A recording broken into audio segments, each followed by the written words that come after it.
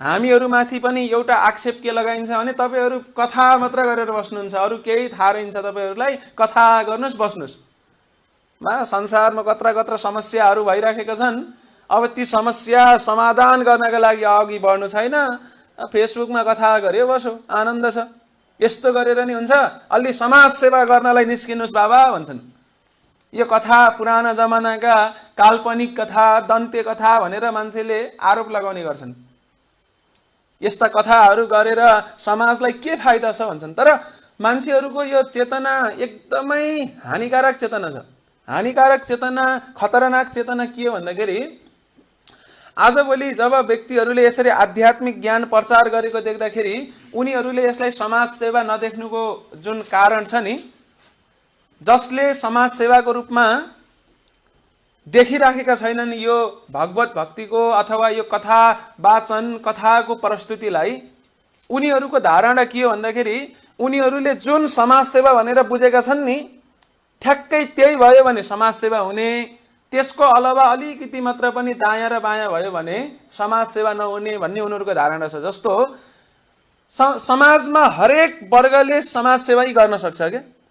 जस्तो कि डाक्टरले सेवा गरे हो कि होइन समाजको, के डाक्टरले गरेको सेवा समाज सेवा, त्यो बाहेक अरूको सेवा समाज सेवा नहुने हुन्छ? के इन्जिनियरले समाज सेवा गरेको भन्न मिल्दैन?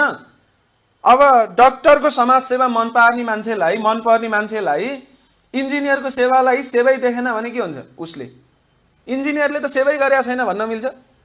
फेरि इन्जिनियरको लागि समाज सेवा मान्ने, किसानले बिचारा दुःख गरी गरी जुन कृषि बाली उब्जनी गरिरहेछ त्यसलाई समाज सेवा मान्ने कि नमान्ने? त्यो पनि समाज सेवा होइन?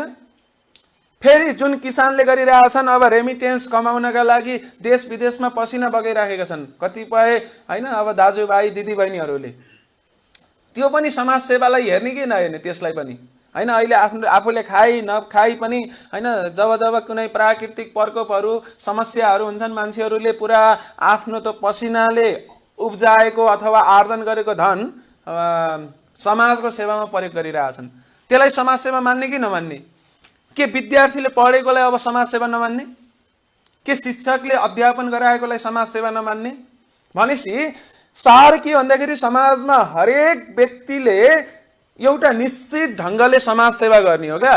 र यो आध्यात्ममा जब हामीले यो कथा प्रसङ्गहरूबाट समाज सेवा गर्न खोजेको वास्तवमा, किन भन्दाखेरि पछिल्लो समय अरू सबै भौतिक कुरा जति पनि समाजलाई चाहिने कुराहरू छन्, एना प्रकारले मान्छेले त्यसलाई सेवाको रूपमा लिइराखेका छन् र त्यो गरि पनि रहेछन्। जस्तो कि कहिलेकाहीँ मान्छे भोको भएको देखेपछि मान्छेले के गर्छन्? भोजनको व्यवस्था गरिदिन्छन्। मान्छे पानीले प्यासले छटपटाएको बेलामा पानीको व्यवस्था पनि समाज सेवाको नाममा गरिन्छ, त्यो पनि राम्रो हो। तर यी सबै कुराहरूको प्रबन्ध गर्दै गर्दाखेरि पछिल्लो समय मानव समाज चाहिँ अझ पुरा भड्कालो तर्फ भनेको खाडलतर्फ खसेको जस्तो प्रतीत हुन्छ। किन भन्दाखेरि दिन प्रतिदिन मानव समाज झन झन के भइरहेछ? विकृति उन्मुख भइराखेको छ। र यो मानव समाजमा विभिन्न किसिमका समस्याहरू जस्तो कि मानसिक तनाव, डिप्रेसन, आत्महत्या जस्ता खतरनाक जघन्य घटनाहरू, अपराधहरू बढिराखेका छन्। अनि त्यसलाई समाधान गर्ने उपाय संसारसँग छैन। आजभोलि मान्छेहरू डिप्रेसनको शिकार भइरहेछन्, मानसिक तनाव, फ्रस्ट्रेसन। त्यही भएर कतिपय तथ्याङ्कहरूले के देखाउँछन् भन्दाखेरि यो जुन डिप्रेसन भन्ने कुरा छ, डिप्रेसन मानसिक तनाव भन्ने जुन छ कि आजभोलि विकसित देशहरूको नम्बर 1 समस्या मानसिक तनाव छ।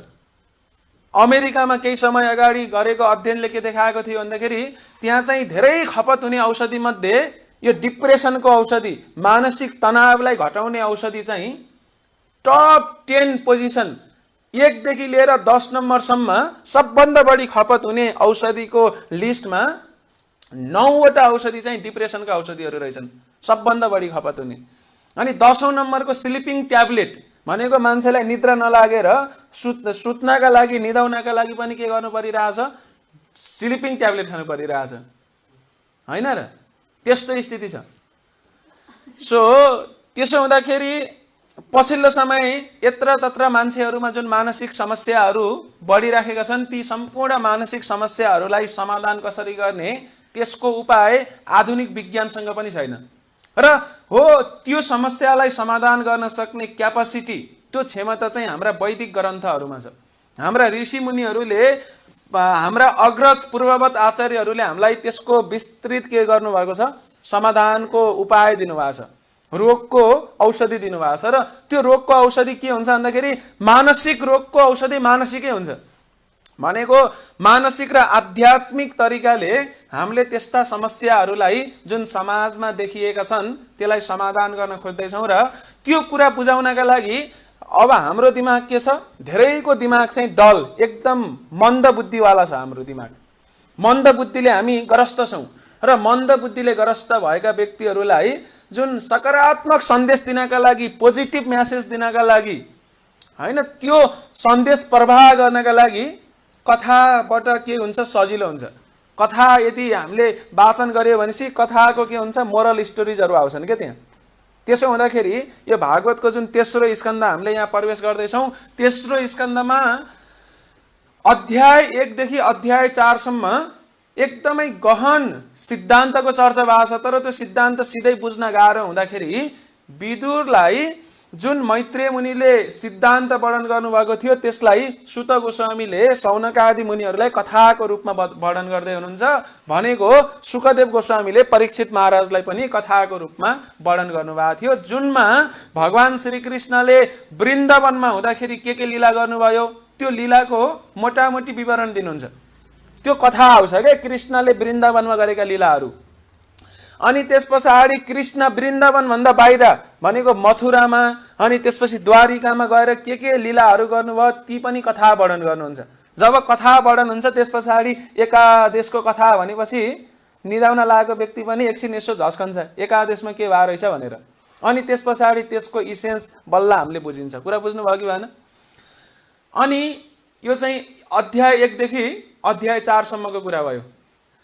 त्यसपछि अध्याय 5 देखि अध्याय 12 सम्ममा त्यहाँ चाहिँ यो ब्रह्माण्ड कसरी सृजना भयो, ब्रह्माण्डमा सृष्टिकर्ता ब्रह्माजीले विभिन्न कुराहरूलाई कसरी एसेम्बल गर्नुभयो भनौँ कसरी मिलाउनु भयो र यो ब्रह्माण्डको यो सृष्टि रचनामा जुन चाहिँ प्रधान हुँदै महत्त्व हुँदै बिस्तारै यो मिथ्या अहंकार हुँदै पञ्चमहाभूत अथवा विभिन्न इन्द्रिय आदि इत्यादि प्रकट हुन्छन् तिनीहरू कसरी प्रकट भए कसरी एसेम्बल भए भनेको कसरी मिलाइयो कसरी त्यसलाई अब सृष्टि रचनालाई एक्टिभेसन भनेको त्यसलाई सक्रिय पारियो यो प्रसङ्ग चाहिँ अध्याय 5 देखि अध्याय 12 सम्म चर्चा हुन्छ र 13औं नम्बरको अध्यायदेखि 19 नम्बरको अध्यायमा त्यहाँ चाहिँ बराहदेव जो चाहिँ भनौँ एक किसिमले हाम्रो समाजको बुझाइमा सुँगुर भेष धारण गरेर भगवान चाहिँ बराहदेव अवतरित हुनुभयो, बराह स्वरूपमा अवतरित हुनुभयो र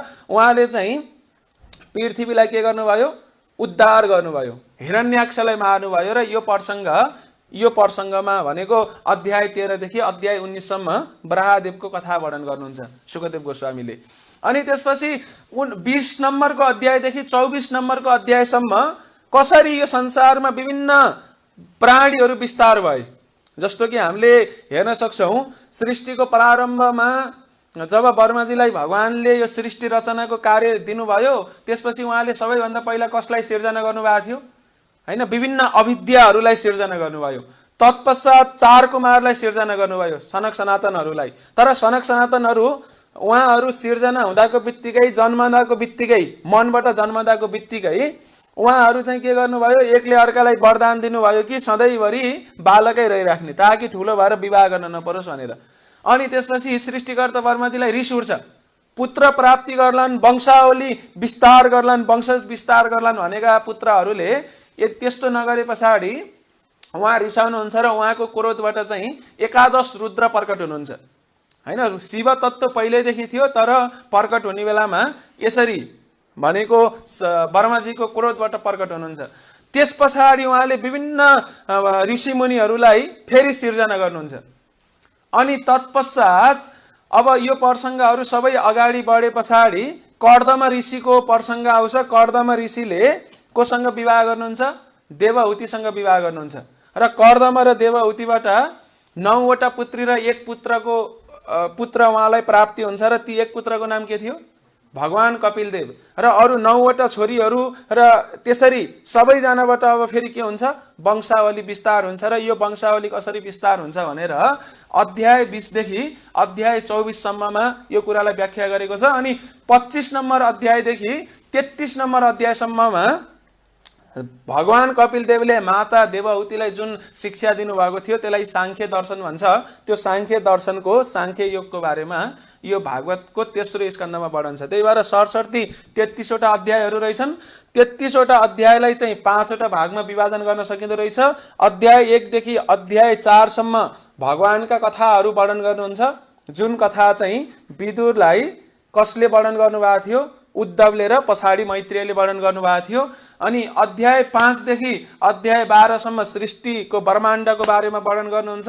अध्याय 13 देखि अध्याय 19 सम्ममा जब स्वयम्भुव मनु र सुतपाको उहाँहरूको जन्म हुन्छ त्यस पछाडि यो पृथ्वी त्यो बेलामा सबै जलमा डुबेको थियो र त्यसबाट उद्धार गर्नका लागि बराहदेव अवतरित हुनुहुन्छ। जब पृथ्वी सबै आफ्नो ठाउँमा आएपछि अब के गर्नु पर्यो? वंशावली विस्तार गर्नु पर्यो। र त्यो वंशावली विस्तारको क्रममा विभिन्न ऋषिमुनिहरू कसरी ब्रह्माजीबाट सृष्टि भए र त्यसपछि कर्दम ऋषि र देवहुतिबाट कसरी पुत्र पुत्री प्राप्ति भएर उनीहरूले कसरी वंशावली विस्तार गरे भन्ने कुरा चाहिँ अध्याय 20 देखि 24 सम्ममा भयो। अनि 25 देखि 33 सम्ममा भगवान कपिलदेवले जुन सांख्य दर्शन सांख्य योगको ज्ञान आफ्नै आमा देवहुतिलाई दिनुभएको थियो त्यसको वर्णन भयो। भनेपछि प्रथम खण्डमा यी 5 वटा खण्डमध्ये तेस्रो स्कन्धको प्रथम खण्डमा के को कुरा वर्णन भएको रहेछ? भगवानका कथाको वर्णन भएको रहेछ। जब कथाको वर्णन हुन्छ कथाले के गर्छ त? किन यी पुराणहरूमा कथाहरू वर्णन गरिएको होला भनेको सुत गोस्वामीले किन कथाको माध्यमबाट वेदको सार हामीलाई वर्णन गर्दै हुनुहुन्छ भन्दाखेरि कथामा केही विशेषता हुन्छ के खासमा। हामीले अझ विशेष गरेर यो कलियुगका जति पनि हामी मन्द बुद्धि भएका जीवहरू छौँ, यदि कथा आएन भने पछाडि हामीलाई बुझ्न गाह्रो हुन्छ। अब फिलोसफीको यसो कुरा गर्न लागेको सबैका आँखा तिर्मिर भएको देखिसक्यो। किन सिद्धान्तको कुरा हुँदा बित्तिकै सिद्धान्त चर्चा भएको रहेछ भनेर मान्छेहरूले ल फेसबुक लाइभमा आएको छ भने पनि अथवा युट्युब कतै आएको छ भने नि यहाँ त एकदम सिद्धान्तको कुरा भइरहेको रहेछ भनेर मान्छेले के गर्छन्? त्यसलाई छोड्छन्। तर कथा भन्दा बित्तिकै रोचक कथाहरू भए पछाडि मान्छेहरूलाई जानै मन लाग्दैन। एकचोटि कथा सुनौ न त, फुल कथा के रहेछ। अझ एकपटक पनि नसुनेको कथा छ भने झन बढी रोचक हुन्छ। त्यही भएर यो कथामा किन पुराणहरूमा कथा वर्णन गरिएको छ, कथाको महत्त्व के छ भनेर वर्णन गरिएको छ। र यो जुन तेस्रो स्कन्धमा भगवानका कथाहरू त्यही भएर वर्णन गरिएको छ। जहाँ जस्तो कि प्रसङ्ग के हुन्छ? भगवान श्री कृष्णले सबै यो महाभारत युद्ध सिद्धिए पछाडि अब स्वधाम फिर्ता हुने विचार गर्नुभयो। अनि त्यो बेलामा जति पनि यदुवंशीहरू थिए उनीहरू चाहिँ प्रवास क्षेत्रमा गएका थिए र प्रवास क्षेत्रमा गएको बेलामा उनीहरू के गरे? भगवानको त्यो माया शक्तिको प्रभावले गर्दाखेरि उनीहरूको सबै वंश नाश भयो। तर भगवानले आफ्नो अनन्य भक्त अनन्य मित्र उद्धवलाई भन्नुभएको थियो कि तिमी चाहिँ सिधै बद्रीका आश्रममा जाऊ। अब यदुवंश नाश हुँदैछ, तिमी चाहिँ कहाँ जाऊ? बद्रीका आश्रममा गएर जसले पनि यो लीलाहरू सुनेका छैनन् ती ऋषिमुनिहरूलाई लीला सुनाऊ भनेर भन्नुभएको थियो। तर उद्धवलाई चाहिँ भगवानलाई छोडेर जान मन लाग्दैन। भगवान चाहिँ बसेको ठाउँमा भगवान एक्लै हुनुहुन्थ्यो। भगवानको आडमा उद्धव पनि जानुहुन्छ र भगवानसँग अब वार्ता गर्न सुरु गर्नुहुन्छ, कुराकानी गर्न सुरु गर्नुहुन्छ। संजोगवश त्यही बेलामा मैत्रेय ऋषि पनि त्यही ठाउँमा पुग्नुहुन्छ। कृष्ण र उद्धव बीचको जुन वार्ता थियो मैत्रेय ऋषिले नै सुन्नुभयो। अनि पछाडि जब विदुर के गर्नुभयो? दुर्योधनले जब नाना किसिमका आक्षेप लगायो, गाली गर्यो, अनि त्यस पछाडि उहाँले त्यो हस्तिनापुरको दरबार छोडेर उहाँ पनि के गर्नुभयो? तीर्थाटनमा निस्किनुभयो। निस्किँदै जाने क्रममा उहाँको भेट कोसँग हुन्छ? यमुना नदीको तटमा पुग्दाखेरि त्यहाँ उद्धव हुनुहुन्थ्यो। उद्धवलाई कृष्णले पहिल्यै ज्ञान दिएर सकिसक्नु भएको थियो। त्यसपछि उद्धव अब बद्रीका आश्रमतर्फ जानका लागि भनेर त्यता प्रस्थान गर्ने क्रममा यमुनाको तटमा हुनुहुन्थ्यो। त्यही बेलामा कोसँग भेट हुनुभयो? विदुर उद्धवसँग भेट हुनुभयो, उद्धवसँग भगवानको बारेमा सोध्नुभयो। उद्धवले एकदम सारांशमा छोटकरीमा कथा वर्णन गर्नुहुन्छ, तर उहाँ चाहिँ भगवान कृष्णको विरहमा यस्तो उहाँलाई गाह्रो भएको थियो कि त्यो विप्रलम्ब भावले उहाँ ग्रस्त हुनुहुन्थ्यो कि उहाँले सम्पूर्ण कथा विस्तारमा वर्णन गर्न सक्नु हुँदैन। अब ल मैले भन्ने यति नै हो, तिमीलाई भगवानको बारेमा अरू जान्ने इच्छा छ भने भगवानको बारेमा मैत्रेय मुनिले नि सुनेका थिए, जाऊ मैत्रेयसँग भेटा भन्नुभयो अनि आफू प्रस्थान गर्नुभयो। अनि विदुर फेरि कहाँ आउनुभयो, घुम्दै फिर्दै गङ्गाको तटमा आउनुभयो। त्यहाँ मैत्रेय मुनि हुनुहुन्थ्यो, मैत्रेय मुनिसँग उहाँले प्रश्न सोध्नुहुन्छ के भयो भनेर। त्यसपछि मैत्रेय मुनिले भगवानका कथाहरू वर्णन गर्न सुरु गर्नुहुन्छ। भनेपछि भगवानका कथाहरू यो स्कन्द 3 को पहिलो खण्डमा कथाहरू नै प्रारम्भ हुन्छ। कथाहरू किन वर्णन गर्ने त? कथा वर्णन गर्दाखेरि के फाइदा छ भन्दाखेरि कथा वर्णन गर्दा फाइदै फाइदा छ। सिधै सिद्धान्तको चर्चा गर्नुभन्दा कथाको बीचमा सिद्धान्त राख्यो भने धेरै सजिलो हुन्छ। जस्तो कि एउटा रिसर्च भएको थियो, त्यो रिसर्चले के भन्छ भन्दाखेरि जब जब भगवानका कथा अथवा कुनै पनि कथाहरूको माध्यमबाट केही शिक्षा दिन खोजिन्छ भने त्यो शिक्षा हाम्रो दिमागमा मनस्पटलमा रहने भनेको हामीलाई कण्ठ हुने त्यो मेमोरीमा बस्ने चान्स 20 गुणा बढी हुन्छ रे। ल कुरा बुझ्नुभयो? सिधै यो कुनै सिद्धान्तको चर्चा गर्नु भन्दा यदि हामीहरूले कथा भनेर त्यो कुरालाई चाहिँ यसो मोरलको रूपमा भनौँ, त्यसको सारको रूपमा वर्णन गर्यौं भनेपछि त्यो कुरा सम्झिने चान्स कति गुणा बढी हुँदो रहेछ? 20 गुणा बढी हुँदो रहेछ। भनेपछि अब कथा वर्णन गर्न महत्त्वपूर्ण रहेछ कि रहन्छ? अनि अर्को महत्त्वपूर्ण कथा किन वर्णन छ भन्दाखेरि कथा आए पछाडि मान्छे एक्टिभ हुन्छन्, अलि निद्रा लाग्दैन। सिद्धान्त मात्र गर्यो भने अलि माथि माथि जान्छ। कथै सुन्दाखेरि त अब लट्ठ परेर निदाउने व्यक्तिहरू हुन्छन् भागवतमा टन्नै भने अब सिधै सिद्धान्तको मात्र कुरा गर्दा त गाह्रो छ। त्यही भएर कथाले मान्छेलाई एक्टिभ पनि बनाउँछ। त्यही भएर कथाको रूपमा भागवतमा यो कुरा वर्णन भएको छ। अनि अर्को कुरा हेर्नुस्, कथा भनेको जहिले पनि जुन हामीले कथा भन्छौं नि, त्यो कथामा हामीलाई जीवनमा उपयोगी हुने कुरा लुक्या हुन्छ के, एप्लिकेबल, हामीले त्यसलाई जीवनमा अपनाउन सक्ने कुराहरू हुन्छन्। कहिलेकाहीँ कुनै कथाहरू सुन्दै यस्तो मन पर्छ कि कुनै कुरा, अनि यो कथालाई चाहिँ कसरी एप्लाई गर्ने हैछ त, यो जुन सार छ यो सन्देशलाई कसरी एप्लाई गर्ने हैछ, त्यो कथामा त्यो कथाका पात्रहरूले कसरी त्यो ज्ञानलाई धारण गरेका थिए, जीवनमा एप्लिकेसनमा लगेका थिए, त्यो कुरा हामीले सिके पछाडि हामीलाई थाहा हुने भयो नि यो ज्ञान कहाँ प्रयोग गर्ने हो भनेर। जस्तो कि औषधिको कुरा त हामीले कहिलेकाहीँ फार्मेसी पढ्ने विद्यार्थीहरूलाई औषधिको कुरा थाहा भयो, तर फलानो रोग लाएर यस्तो मान्छे आएको थियो अनि डाक्टरले यो चेक गरे अनि एक्सरे गरे, सबै दिशा पिसाब अनि त्यसपछि रगत सबै चेक गरे अनि त्यसपछि यो भाइरस यो ब्याक्टेरिया देखियो, त्यस पछाडि त्यो भाइरस ब्याक्टेरियाको मात्रा यति थियो, त्यसो हुँदाखेरि डाक्टरले यो औषधि दिए भनेर एउटा कथा आयो भने त्यो फार्मेसी पढेको विद्यार्थी जो चाहिँ अहिलेसम्म उसलाई प्र्याक्टिकल ज्ञान छैन, केवल उसले कलेजमा मात्र पढेर सकेको, अब उसलाई थाहा भयो कि भएन कथाको माध्यमबाट आएपछि औषधि दिने यो बेला पो हैछ त भनेर थाहा भयो। त्यसलाई एप्लाई कसरी गर्ने भनेर एकदम क्लियर कट आइडिया हुन्छ क्या कथाको माध्यमबाट। 3वटा फाइदा भयो। एउटा चाहिँ सम्झन सजिलो भयो, 20 गुणा सजिलो हुँदो रहेछ कथा भनेर भन्दाखेरि। दोस्रो चाहिँ मान्छे एक्टिभ हुँदो रहेछ, कथाले मान्छेलाई एक्टिभ बनाउँछ। यसपछि के हुन्छ। तर अब त्यो एक्टिभ पनि कति हो भन्ने कुरा हुने भयो। अनि त्यस पछाडि तेस्रो वाला कुरा के हुने भयो भन्दाखेरि, तेस्रो कुरा के भयो, एप्लिकेबल, त्यसलाई कसरी जीवनमा अपनाउने भनेर कथाभित्र हामीले त्यो कुरालाई बुझ्छौँ। अनि कथाको अर्को फाइदा हुन्छ पर्सनल। कथा जहिले पनि पर्सनल हुन्छ भनेको हाम्रो व्यक्तिगत जीवनसँग काहीँ न काहीँ मेल खान्छ क्या ती कथाहरू। हामीहरूले धेरै कथा सुन्छौँ, कथामा कहिलेकाहीँ कोही पात्र हिरोको भूमिकामा हुन्छन्, कोही पात्र भिलेनको भूमिकामा हुन्छन्, अनि त्यस पछाडि मेरो जीवनसँग नि मिले जस्तो लाग्छ भनेर जस्तो हुन्छ कि हुँदैन। त्यही भएर कुनै पनि सिरियलहरू कथाहरू बनाउने बेलामा यो काल्पनिक कथामा आधारित घटनामा आधारित हो, कसैको जीवनमा मिल्न गएमा यसलाई संयोग मात्र ठान्नु होला भन्ने खालको सुरुमै लेख्छ हैन, त्यसलाई स्पष्टीकरण लेख्छ। त्यो स्पष्टीकरण किन लेखेको? किन भन्दाखेरि ती सिरियलहरूलाई कथाको रूपमा प्रस्तुत गरेको, कथाको रूपमा प्रस्तुत गर्दा त्यहाँ हिरोको कल्पना गरिन्छ अथवा हिरोइनको कल्पना गरिन्छ अथवा त्यहाँ भिलेनको कल्पना हुन्छ र त्यो कल्पना गर्दै जाँदाखेरि त्यो घटनालाई बढाउँदै जाँदाखेरि मान्छेहरूले जसले पनि त्यो हेर्छन् मेरै कथा हो कि क्या जस्तो लाग्छ। केटा र केटीको प्रसङ्ग चलिरहेछ भने त्यो केटा र केटीले कलेजका जीवन, आफू कलेज पढ्दाखेरिका जीवनका घटनाहरू सम्झिन सुरु गर्छन्।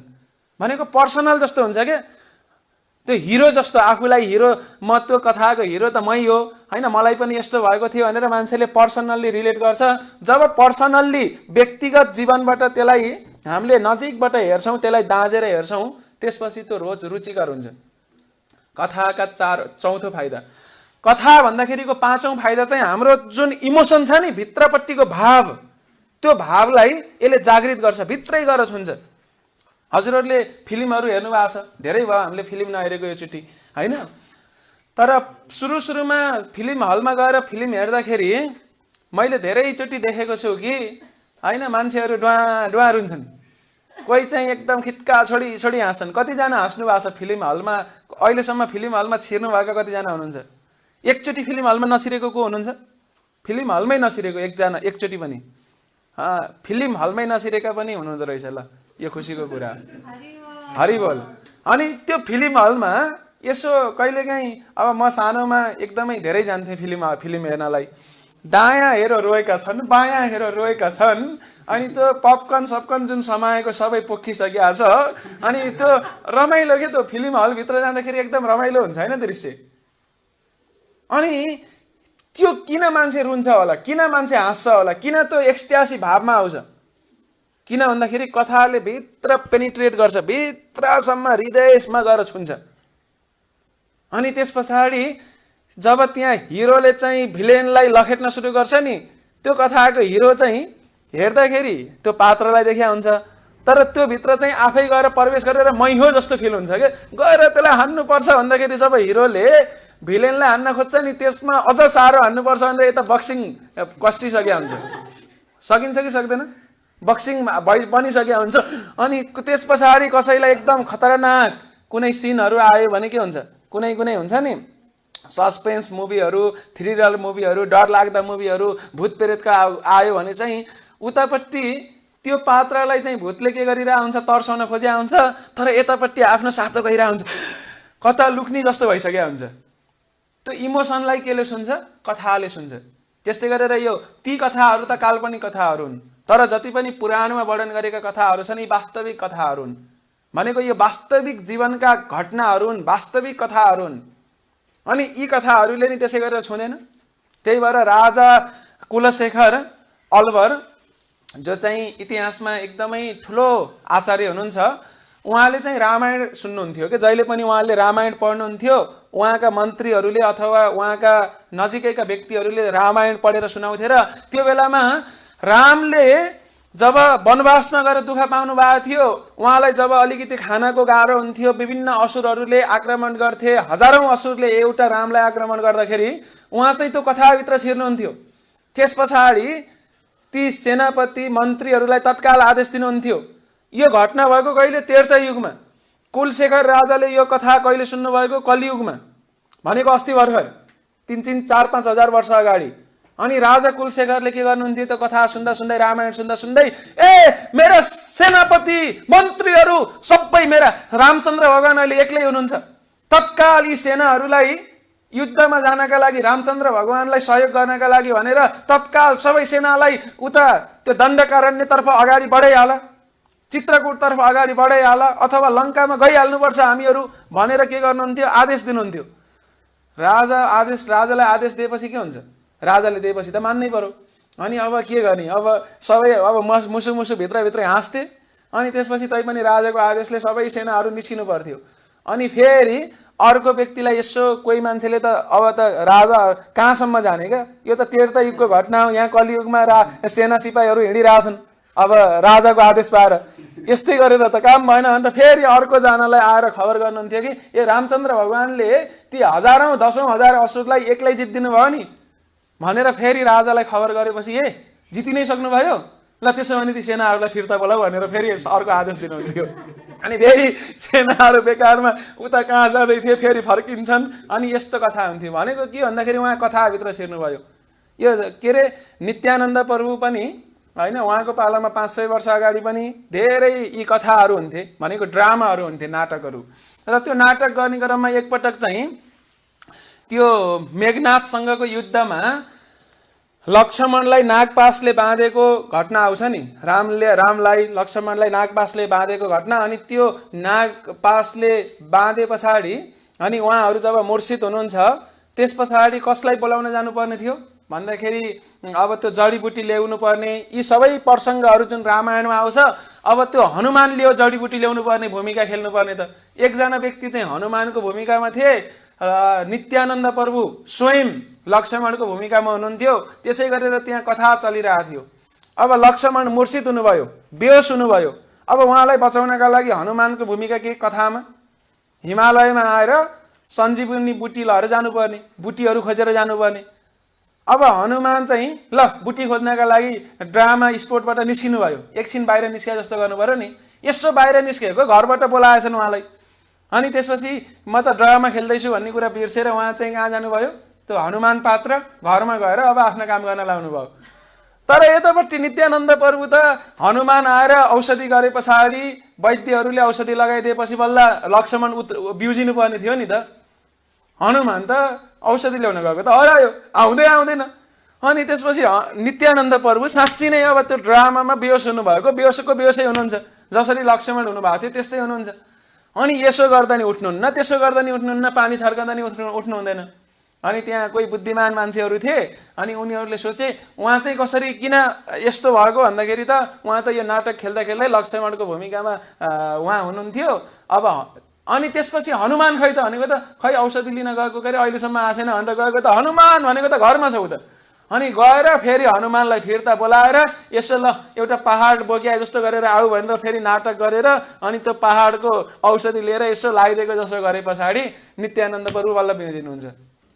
जब कथा चल्छ त्यो कथाभित्र छिरिन्छ क्या भन्न खोजेको। त्यो इमोसन एकदम भित्र हृदयलाई पेनिट्रेट गर्छ, हृदयभित्र छिर्छ। अनि त्यसपछि आफूलाई हिरो जस्तो हुन्छ। मतलब प्राय जसो भिलेन भन्दा पनि फिल्ममा सबैलाई हिरै मनपर्छ होइन र। भिलेनले हेऱ्यो भने पनि, खतरनाक डनहरूले हेऱ्यो भने पनि त्यहाँ चाहिँ हिरोकै कथा मनपर्छ कि उनीहरूलाई पनि, खासमा धेरैलाई त्यस्तो हुन्छ। अनि त्यसपछि त्यसले चाहिँ कथाले के गर्छ, जिरिङ होइन म पनि राम्रै गर्नुपर्छ है, होइन मैले पनि यी समाजका जति पनि विकृतिहरू छन् तिनीहरूलाई घटाउनका लागि योगदान दिनुपर्छ जस्तो हुन्छ। यो बलात्कार गर्नु हुँदैन। कहाँ जब त्यहाँ हिरोइनलाई गुन्डाहरूले पुरा अपहरण गर्ने, बलात्कार गर्ने घटनाहरू त्यहाँ देखाइन्छ, त्यस पछाडि मान्छेलाई के लाग्छ, यस्तो बलात्कार गर्नु हुँदैन, यो जघन्य अपराध हो भनेर अब के हुन्छ, त्यसबाट एउटा हामीलाई सङ्कल्प मिल्छ क्या, म राम्रो बाटोमा हिँड्छु भनेर। भनेको कथाको महत्त्व रहेछ नि त, भूमिका रहेछ नि। ती त काल्पनिक कथाहरू हुन्, तर वास्तविक कथा जीवनमा घटेका कथाहरूले के हुन्छ, साँच्चै नै हृदय सुन्छ। दन्ते कथाले त जीवन परिवर्तन गर्छ भने यिनीहरू भनेको त शास्त्रमा भएका इतिहासका साक्षात घटनाहरू हुन्। त्यसो हुँदाखेरि कतिौं नम्बरको फाइदा यो भयो हजुर? 5औं नम्बरको फाइदा भयो। भनेको इमोसनल हुने भयो। र अर्को कुरा चाहिँ एकदम गहन विषयलाई कथाको माध्यमबाट बतायो भनेपछि त्यो डाइजेस्टिबल हुन्छ के, पाच्य हुन्छ। होइन भने त कथाै नभनिकन सिधै सिद्धान्त भन्यो भने त माथि मात्र उडेर जान्छ, त्यो पाच्य नै हुँदैन, छिर्दैन भनेको कथाले चाहिँ हामीलाई त्यो रसवादन गर्न योग्य बनाइदिन्छ त्यो सिद्धान्तलाई। भनेपछि कथा वाचनका कति फाइदा रहेछन्। अब कथाबाट लास्टमा आउने त मोरल के हो त, त्यसको सार भन्ने कुरा हो। अनि यी भागवतका कथाहरूमा के सार लुकेको छ भन्दाखेरि यिनै नैतिकताका सार लुकेको छ। कसरी मान्छे शान्त बन्न सक्छ यो सार लुकेको छ। कसरी मानसिक तनावबाट ऊ मुक्त हुन सक्छ, कसरी ऊ चाहिँ सधैँभरि खुसी हुन सक्छ, कसरी उसले परोपकाराय पुण्याय पापाय परपीडनम, किन परोपकार गर्नुपर्छ यो सन्देश बुझ्छ। अनि त्यसपछि समाजका लागि उसले योगदान गर्नुपर्छ भन्ने बुझ्छ। त्यही भएर हेर्नुहोस्, हामी कथा मात्र गरेर बस्दैनौँ। अहिले यो कोरोना सङ्क्रमण भए पछाडि यो संसारमा बढेपछि सम्भवतः संस्थागत हिसाबले हेर्दाखेरि हाम्रो इस्कनको पनि नाम, यो अन्तर्राष्ट्रिय कृष्ण भावनामृत सङ्घको पनि संस्थागतमा सबैभन्दा अगाडि आउने नाम इस्कन पनि हो। किन भन्दाखेरि यो कोरोना संक्रमण मात्र बढेपछि इस्कनले अहिलेसम्म करोडौं व्यक्तिहरूलाई निशुल्क भोजन वितरण गरिसक्यो। इभन हामी बागलुङ जस्तो हाम्रो एकदम यस्तो आर्थिक अवस्था न्यून भएको ठाउँमा हाम्रो यस्तो केन्द्रले त हामी 3 महिनासम्म लगातार अल्पत्र परेकालाई खुवाइसक्यौँ हैन। र अहिले नै पनि जब यो बाढी पहिरोले पीडित छन् उनीहरूलाई हामीले सहायता गर्नका लागि भनेर सम्पूर्ण धार्मिक सङ्घ संस्थाहरूलाई एक ठाउँमा लिएर बागलुङका अब त्यता पठाउनका लागि सहयोग पठाउनका लागि खोजिरहेछौँ भनेपछि यो भावना कहाँबाट आएको? यिनै कथाहरू भन्दै कथाको सार बुझ्दा बुझ्दै समाजका लागि केही गर्नुपर्छ भन्ने भावना आएको। तर जसले भन्छन् नि यो कथा गरेर केही हुँदैन सेवा गर्नुपर्छ, तर गरिआछ त बाबा आफै फिल्डमा उत्रेर गरिआछ भन्दा त छैन। मलाई यो घटना के याद आउँछ भनेपछि ओ माई गड भन्ने फिल्मको याद आउँछ कि त्यो फिल्म मलाई राम्रो पनि लाग्छ र नराम्रो पनि लाग्छ। राम्रो यो मानेमा लाग्छ कि त्यसले यो हिन्दू धर्मभित्र भएका धेरै विकृति विसङ्गतिलाई चाहिँ एकदम ठाडो प्रहार गरेका छ र ती विकृति विसङ्गतिलाई हटाउनु पनि पर्छ। तर त्यो फिल्मले फेरि यसो विकृति हटाउने नाममा फेरि आस्थावान व्यक्तिहरूबाट पनि अलिकति आस्थालाई हटाइदिने काम पनि गरिरहेछ।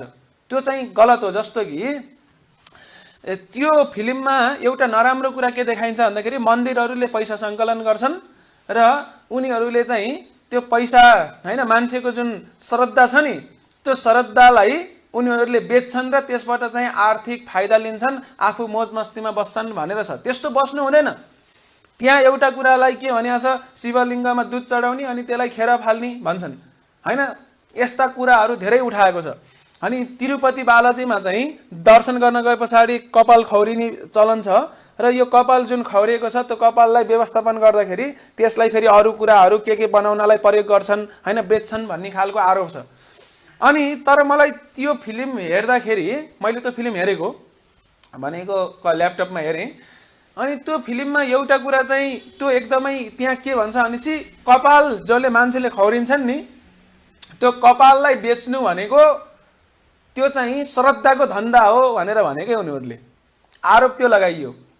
अनि त्यस पछाडि तर उनीहरूले यो कुरालाई त्यहाँ ढाक्दिए कि त्यही तिरुपति मन्दिर हो अथवा अरू कैयौं मन्दिरहरू छन् जसले त्यहाँबाट भएको आम्दानीले दैनिक रूपमा हजारौं व्यक्ति जसले खाना पाएका छैनन् उनीहरूलाई भोजन वितरण गरिरहेछ। अब हेर्नुस् त्यो जुन कपाल खौरिने चलन भनेको अहिले 2-4 वर्ष यता सुरु भएको त होइन, त्यो त परम्परादेखि नै थियो। त्यो आसक्तिको प्रति कपाल थियो, त्यही भएर कपाललाई खौरिने चलन थियो। तर समस्या के भयो भन्दाखेरि त्यो जुन कपाल खौरेका थिए पहिला त्यो कपाल यत्तिकै के गरिन्थ्यो, फ्याँकिन्थ्यो, त्यसलाई व्यवस्थापन गर्न गाह्रो थियो। तर पछाडि आधुनिक उपकरणहरू भए त्यसको सहायताले अब त्यसलाई विभिन्न सामग्रीहरू बनाउनका लागि प्रयोग गर्न मिल्ने भयो। अनि त्यस पछाडि उनीहरूले त्यसलाई बेचे पनि, अनि त्यसबाट लक्ष्मी पैसा पनि आउँछ। अनि त्यो पैसाले गरिब दिन दुखीको सेवा गरेका पनि छन्। तर अचम्मको कुरा यो गर्नु हुँदैन, यो बेकार हो, निकृष्ट हो भनेर त्यहाँ देखाइयो। यो चाहिँ श्रद्धाको धन्दा भयो भन्छन्। तर त्यही ओ माई गड फिल्मले कति कमायो होला? करिब अब कति 50-60 करोड 70 करोड कति कमायो, मलाई यकिन डाटा थाहा छैन। तर त्यत्रो श्रद्धाको जुन बारेमा भनेर निन्दा गरेर उसले त्यत्रो पैसा कमायो, हिट भयो। तर त्यो पैसा मध्ये ती निर्माताहरूले कति पैसा चाहिँ समाजका लागि खर्च गरे फेरि? तिनीहरूले त श्रद्धाको धन्दा होइन कि श्रद्धाको निन्दाको धन्दा गरे। उल्टो श्रद्धाको धन्दा होइन, श्रद्धाको निन्दाको धन्दा गरेर त्यो पैसा सबै आफ्नो इन्द्रिय मोज मस्तीमा लगाए। तर मन्दिरले त के गरेको थियो, त्यसलाई भगवानको सेवामा लगाएको थियो अनि गरिब दिन दुखीको सेवामा पनि लगाएको थियो। तर यस्ता कुराहरूलाई त्यो मुभीले नदेखाएको हुँदाखेरि कतिपय कुरा चाहिँ मलाई चित्त बुझ्दैन। तर अधिकांश कुरा चाहिँ त्यो मुभीले धेरै राम्रो सन्देश दिएको थियो हैन। जुन आधुनिक गुरुहरू त एकदमै सुविधाभोगी हुँदै जाने अनि त्यस पछाडि विभिन्न विकृति विसङ्गति हुने हैन, उनीहरू एकदम सर्वा जस्तो हुने, जहिले पनि जे गर्दा पनि त्यस्ता कुराहरूलाई चाहिँ साह्रै त्यसले झटारो हानेको थियो। त्यो ठिकै पनि हो। तर सार के भन्दाखेरि, मैले भनेको सार के भन्दाखेरि आजभोलि मान्छेहरूले के गरिरहेछन् भन्दाखेरि हैन यो कथा सथा गर्नु हुँदैन, समाज सेवा गर्नुपर्छ। तर मन्दिरहरूले जति समाज सेवा गरेका छन् सायद त्यो समाज सेवा गर्नुपर्छ भन्ने व्यक्तिहरूले त्यति गरेका छैनन् होला। कतिपयले गरेका होलान्, कतिपयले गरेका छैनन् होला। त्यही भएर हामी यहाँ कथा भनेर मात्र बसेका छैनौँ, तर यो कथाबाट सार लिएर त्यसलाई जीवनमा अपनाएर त्यस पछाडि त्यसलाई चाहिँ हाम्रो समाजमा प्रयोग गरिराखेका छौँ। त्यही भएर डाक्टरले मात्र सेवा गरेकोलाई मन पार्छु, इन्जिनियरले गरेको सेवा त सेवै होइन भन्न मिल्दैन। त्यस्तै गरेर हरेकले आफ्नो आफ्नो तर्फबाट सेवा गर्ने हो र हामीहरूले समाजमा यसरी सेवा गर्ने प्रयास गरिरहेछौँ ताकि समाजबाट यो जुन डिप्रेसन छ, मानसिक तनाव, यस्ता मानसिक समस्याहरू छन्, यी हटेर जाउन्। जुन कुरालाई आधुनिक विज्ञानले हटाउन सकिरहेको छैन, विकसित देशहरूमा दिन प्रतिदिन बढिरहेछन्। अहिलेको सन्दर्भमा कसैले यो मानसिक तनावहरू, पछिल्लो समय बढेका हत्या, हिंसा, बलात्कार, यी कुराहरूलाई हटाउनका लागि योगदान गर्यो भनेपछि त्यसलाई समाजसेवा मान्ने कि नमान्ने? र हामीले त्यही नै गरिरहेको कथाको माध्यमबाट। त्यही भएर मैले गरेको सेवा हुने, अरूले गरेको सेवा नहुने भन्ने हुँदैन। र त्यही हुँदाखेरि भागवतमा के वर्णन गरिएको छ भन्दाखेरि कथाको माध्यमबाट एकदम स्पष्ट रूपमा वर्णन गरिएको छ कि कसरी समाजसेवा गर्नुपर्छ।